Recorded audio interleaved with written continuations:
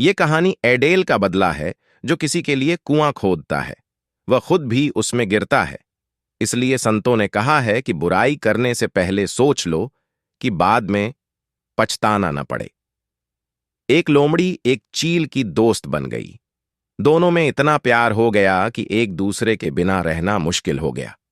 ایک دن لومڑی نے چیل سے کہا، ہم ساتھ کیوں نہیں رہتے؟ مجھے اکثر رہنا پڑتا تھا۔ پیٹ کی وجہ سے گھر سے دور ہوں۔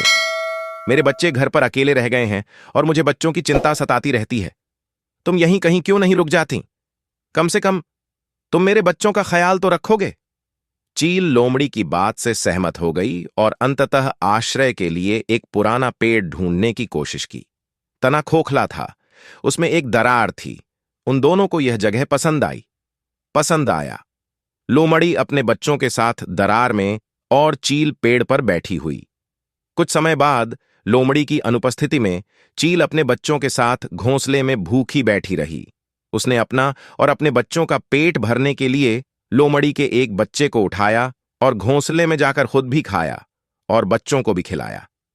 جب لومڑی واپس آئی تو اس نے دیکھا کہ ایک بچہ غائب ہے۔ اس نے بچے کو ادھر ادھر کھوجا لیکن وہ نہیں ملا۔ اگلے دن لومڑی پھر سے شکار کرنے چلی گئی اور اس کی آنکھوں سے آنسو بہنے لگے جنگل، اور جب وہ واپس لوٹی تو اس نے ایک اور بچے کو غائب پایا۔ تیسرے دن بھی ویسا ہی ہوا، اس کا ایک اور بچہ غائب ہو گیا۔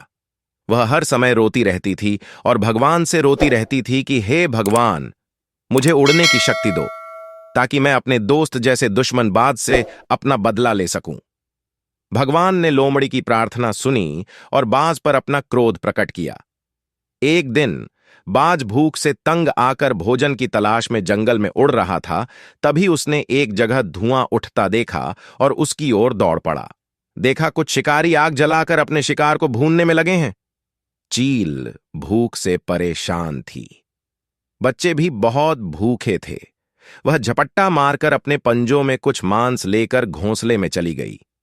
بھنے ہوئے مانس میں کچھ چنگاری بھی چپکی ہوئی تھی، جس سے گھونسلے میں آگ لگ گئی اور تیز ہوا چلنے لگی، جس سے لومڑی ترنت نیچے گرنے لگی۔